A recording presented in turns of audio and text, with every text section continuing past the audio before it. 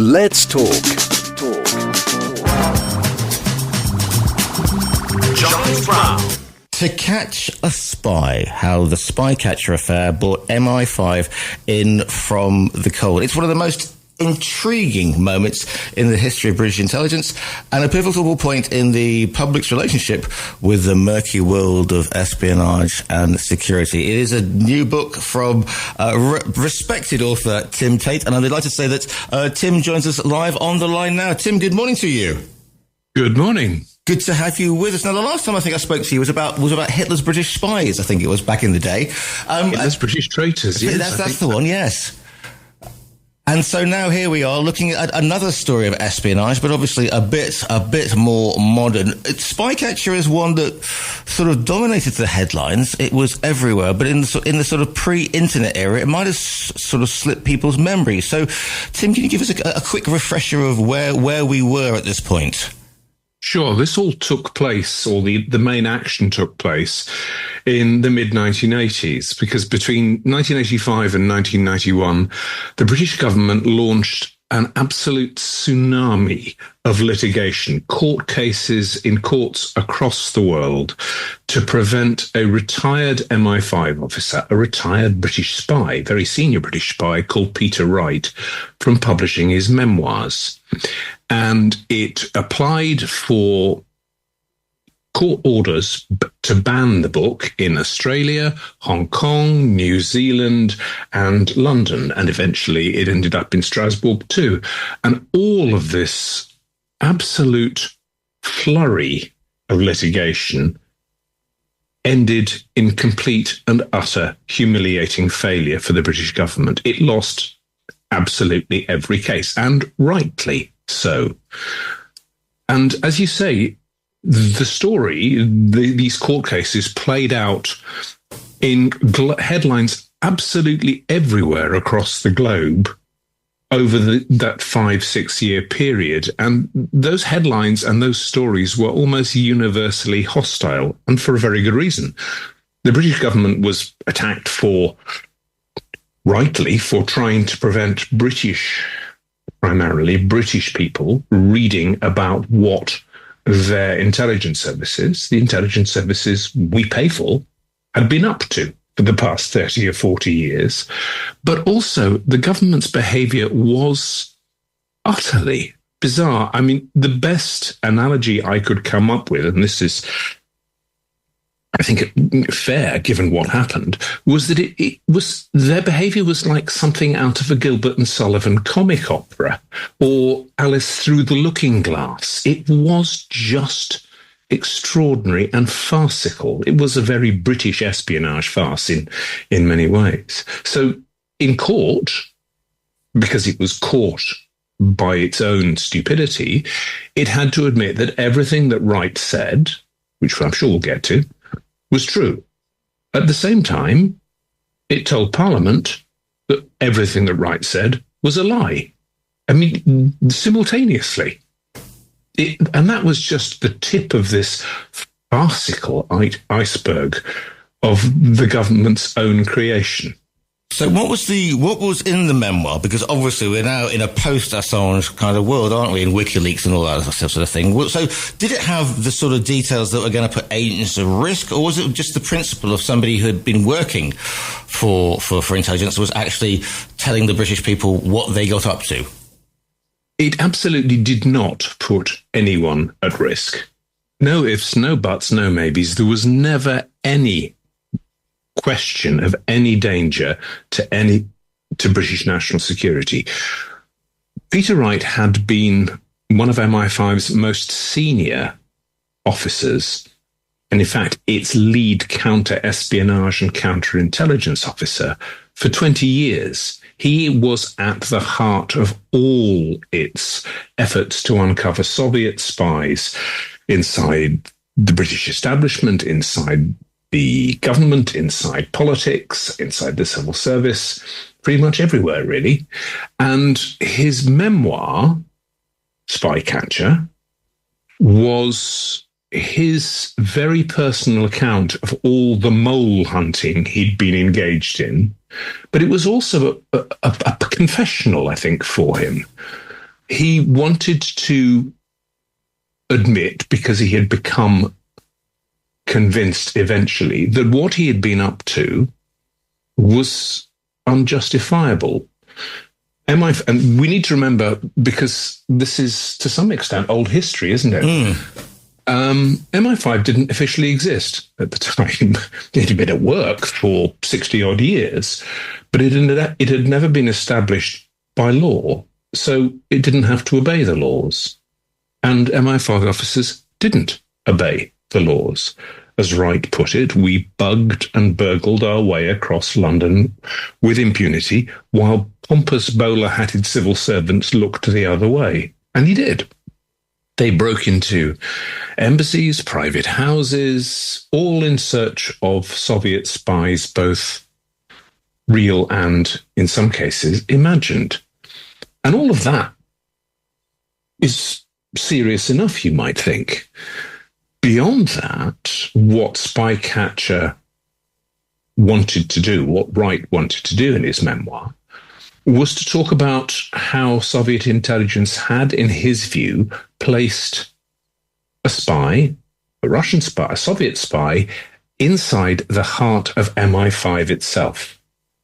MI5's former Director General, the top British spy, according to Wright, a man called Sir Roger Hollis, had been a Soviet agent, and this had been covered up for decades.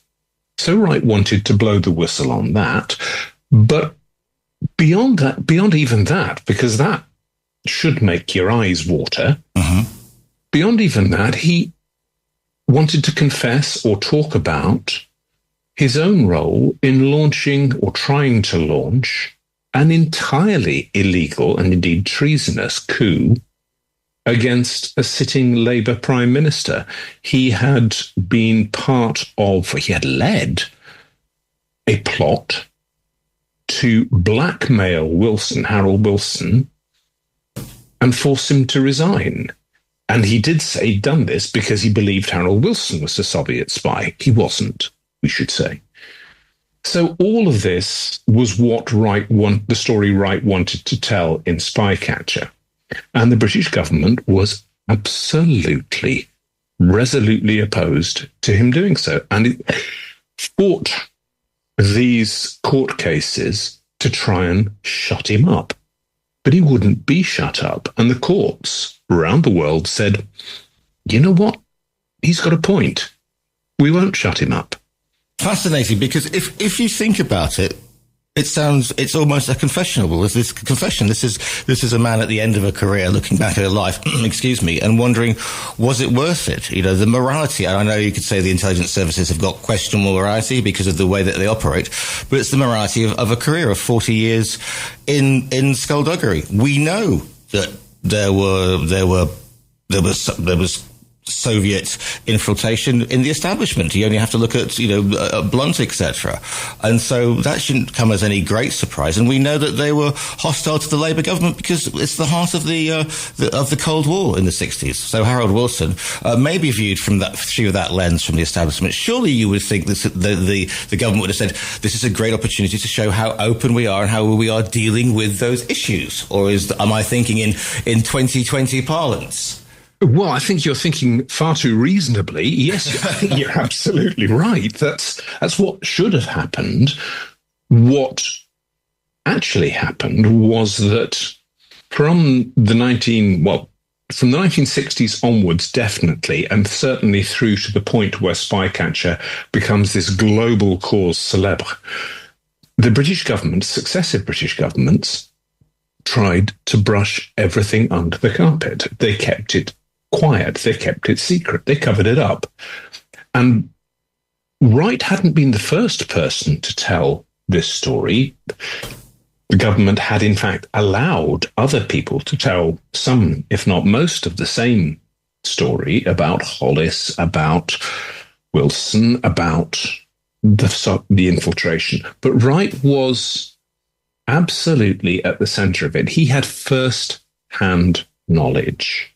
And his testimony, when it came to it in the Australian court case, was utterly devastating, or would have been utterly devastating, had the British government allowed the British public to read it. One of the things that happened was that when Wright got up on the stand to give his evidence in the main trial in Sydney, the British government objected and said, no, we can't have him talking about this on the public witness stand. Most of his evidence must be taken in secret. Well, and that's what happened. As it happens, I got hold of his secret testimony, and I can see why they didn't want him to say it. He was unequivocal. He said the British government, quote, this is a quote, the British establishment is rotten to the core with Soviet infiltration. He said, when I left MI5, and he retired in 1976, he said, MI5 had formally, officially listed in its files the name of, quotes, 35 eminent persons who were Soviet spies and who had never been dealt with. You can see why the British government didn't want this to get out. And Margaret Thatcher's government, beyond all other governments that had gone before her, was absolutely determined to shut this old man up. Presumably, this would go into sort of Thatcher, the Iron Lady. You're with us or you're against us, and this is going to put people at risk. And how dare you? But again, if you just go back to where the majority of these people would have been educated and the time, we're talking the 30s, Oxford and Cambridge. There's a war between this, and I'm sitting in Spain. We have the Spanish Civil War, and it is a war of ideologies: fascism against socialism / communism. And those young men are going to be influenced by the idea of communism, which is not the reality of the Soviet Union, but those ideals, and they get seduced by it, and then they are obviously in the establishment, and there's not a lot you can do about them, is there, apart from to sort of quietly pension them off or shut them up or take them out for a short walk and only one person comes back, Tim? I think by and large you're absolutely right. This did begin in the 1930s, and as you say, this was a period in which there was a war between ideologies, between fascism and communism. Right from the early 1960s onwards, sitting inside MI5 was tasked officially with investigating who had been recruited by Soviet intelligence, how, where, and what happened to them. And what he found, and this, as you say, goes back to Sir Anthony Blunt, the great spider at the web of the Ring of Five and beyond, what he found was that Blunt had recruited very large numbers of young men and women from at Cambridge and Oxford universities and others, and they had been recruited to work for Soviet intelligence. And those people, many of those people, come the Second World War, moved into British intelligence, to MI5, to MI6. After the war, they moved into politics, they moved into government, they moved into the civil service, and they were, in Wright's terminology, they were moles. They were Soviet moles burrowing away at the fabric of the United Kingdom. And he said, well, you've tasked me to do this. I'm going to go and find out about all of this. And he did. Sometimes he got it wrong. I don't think there's any doubt about that. In other cases, he got it absolutely right. And what infuriated him was that many of these people who had seamlessly merged into the warp and weft of the British establishment, British seats of power, the successive governments and MI5 had known and had done nothing about it. And when they had been forced to confront it, as you say, they had quietly pensioned these people off, these people who were unequivocally traitors, and just left them to their own devices in possession of very large government pensions, as it happens. But surely that's the British way. In everything, keep calm and carry on. And you need to have that front that the British establishment, especially the Secret Service, is all, old SOE operatives, and it's Fleming, and it's, our chaps doing things in the Berlin Wall. We can't possibly have, Soviet. There's just a few bad eggs in there. And so obviously for him to say what was really going on, and let's be clear about that. He's not. This isn't if you like a kiss and tell. He's not going to say, and I'm going to make a fortune out of this, is he? I mean, this is a confessional. Yeah, I think you're absolutely right. To say the latter point first. When he proposed the book, it was commissioned by an Australian branch of Heinemann Publishers. Wright then lived in Australia, in Tasmania. He'd retired there. And I talked to the then managing director of Heinemann Australia, and he said, we didn't think this book was going to make much of a difference. We thought we might sell 20,000 copies worldwide, maybe, if we were lucky. But, we didn't think much of it. Then the British government gets involved, launches these idiotic court cases, and they turn the book into a global blockbuster. More than 4 million copies were sold worldwide. When an edition was published in the United States, while the court cases were still ongoing, and while the British press, reporters and newspapers here were gagged by the most draconian of injunctions, banning them from repeating anything Wright had said, copies of the American book were funneled into Britain and were sold on the pavement outside Parliament. Genius. There's a lovely, I think, telling moment in this whole absurd farce that the British government inflicted. Former Prime Minister Ted Heath got on his hind legs in the House of Commons and said, someone did send me a copy of the American edition of the book, but I was advised it wouldn't be safe for me to read it. However, I was told that if my housekeeper wanted to stand beside the fire and read it to me, that would be okay. I mean, I've got this image of Ted Heath listening to a bit of classical music, in a long chair, in a large chair with the housekeeper, chapter 1. I mean, that is prime Victorian melodrama, isn't it? I just think it's absurdist comedy. I mean, everything that the British government did, almost everything the British government did, was aimed at stopping the book getting out, and in its own telling, aimed at protecting MI5 from public scrutiny and from parliamentary control. Bear in mind, because it didn't exist, there was no democratic oversight of what it did. Everything the British government did, it achieved the polar opposite. The book became a global blockbuster. MI5 was finally, as a result of the Spycatcher affair, put on a statutory footing. It was recognised in law, and eventually, again, as a result of the Spycatcher affair, it was brought under some form of parliamentary scrutiny. So everything the government wanted to achieve, it achieved the opposite, at a cost of, at the very least in today's money, £8 million to you and me, the British taxpayer. Good grief. What was the man at the centre of it, his reaction? I mean, because obviously he wasn't expecting this, Peter, right? I mean, it must have been.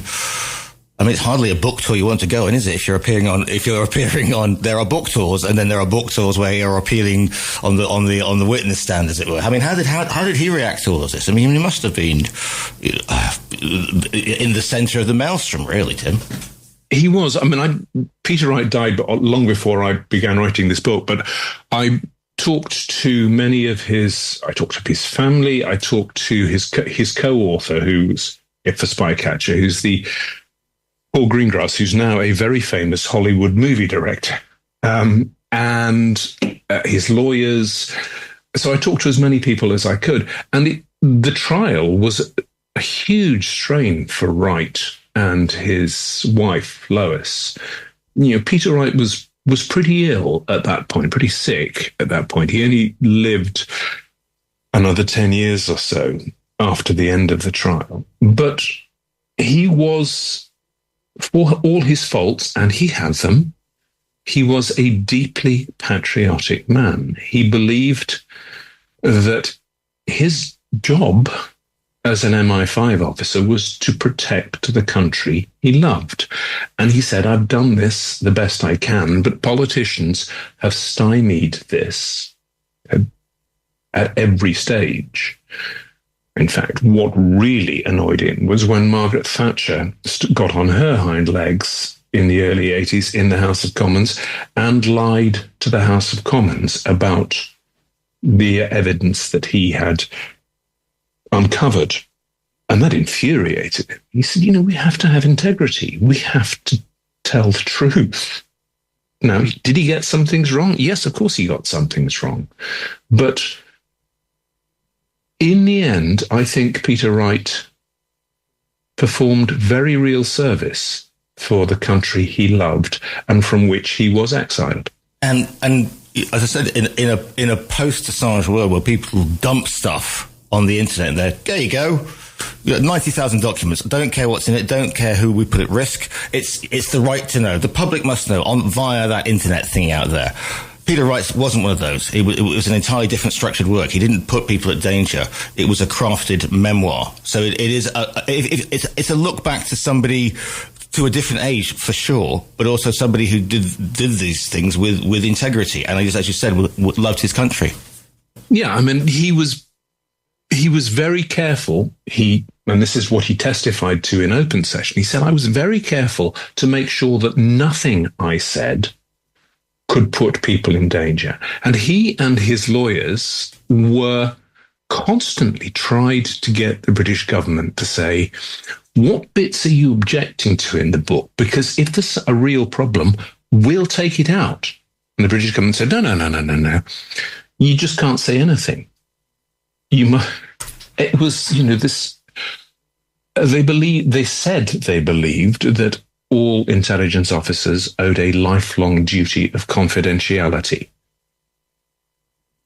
And you could say, well, I can understand that. There's a logic to that, to a degree.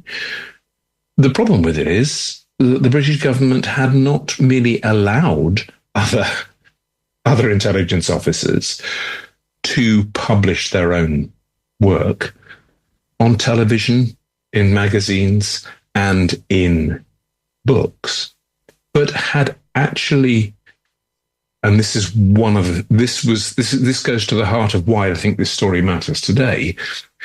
Thatcher and her most senior official had cooked up a tawdry little plot in 1980 to leak details of MI5's most serious scandal to date, and that was the Roger Hollis scandal, the Director General who was believed to be a Soviet spy. They cooked up this tawdry little plot to leak this when they feared it was going to come out in the Sunday Times or in a book by a liberal journalist. They cooked this plot up to leak it to a tame right-wing journalist who would, and this is in their words, put a friendly spin on the story. A friendly spin? Mm-hmm.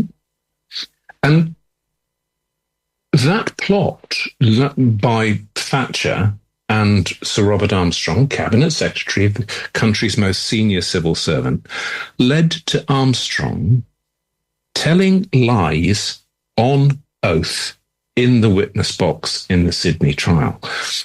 Many of your listeners may remember, if they remember this at all, the storm which was caused when he was forced to admit in court, I have been economical with the truth. I've misled the court and I'm terribly sorry. What I found by prizing eventually files which have been closed for 40 years out of the British government, what I found was that he wasn't just economical with the truth. He told absolute, flat-out lies on oath in the witness box. That's perjury. That's a serious criminal offence for which he could and should have gone to prison. He didn't, because the government suppressed those files, those papers that I eventually got hold of, for 40 years. You know, and I'm just thinking, because people would argue that, but it was for the greater good, and how dare you take a crack at, the best army in the world, the best security services in the world. The harsh reality, Tim, is something quite different, obviously. Yeah, I mean, firstly, the facts show that we didn't have the best security service in the world. MI5's history was littered with failures and scandals, and there's a question about whether you should be honest about that. I personally think it's a damn good idea to be honest about that. We're paying for this. Beyond that, there is a very simple issue of principle. You do not lie on oath in court. It's a criminal offence. It's probably two criminal offences, actually. It's not just perjury, it's conspiracy to pervert the course of justice. You don't do that as an ordinary citizen. And if you did it, or I did it, we would expect our collars to be felt, and we would expect to be charged, convicted, and go to prison. And indeed, that's what happened to one of the people who was involved within the Spycatcher saga. In another case, Jonathan Aitken MP was jailed for 18 months for perjury in a different matter, because he told lies on oath. How much more important is that principle of not telling lies on oath if you're the country's most senior civil servant? I think it's quite important. What do you hope that people... I'm going to run out of time. I could talk to you for the next 3 days on this. What do you hope that people are going to take from To Catch a Spy? I hope, actually, they read it on two levels. I mean, firstly, it is a genuine scandal what happened, and what happened from the 1930s through to the end of the Spycatcher saga. I think there is a genuine scandal, which I hope should make people pretty damn angry. Beyond that, I think there's a second level you can read it at, I hope. It is an absurdist farce. I mean, there are points in this, even when I was writing it, when I had to stop and laugh out loud, because what the knots, the political and legal and linguistic knots that the government tied itself in while trying to mislead both the courts and Parliament, are so farcical, are so absurd, that if you don't laugh, then I think there's something wrong.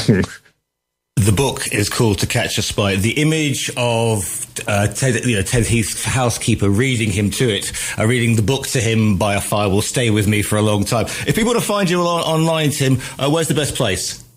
My website is www.timtate.co.uk, and the book, and indeed all my books, are available on Amazon and in all good bookshops, as I think we're required to say these days. Absolutely, and you can also order it by our own virtual bookstore, so you don't have to go to Amazon. You can order it by our own virtual bookstore, and it can wing its way to our listeners direct to month, as we say. The book is called To Catch a Spy, How the Spycatcher Affair Brought MI5 in from the cold. It's by Tim Tate. We're about to crash the news, but Tim, thank you so much for your time today. Thank you for having me.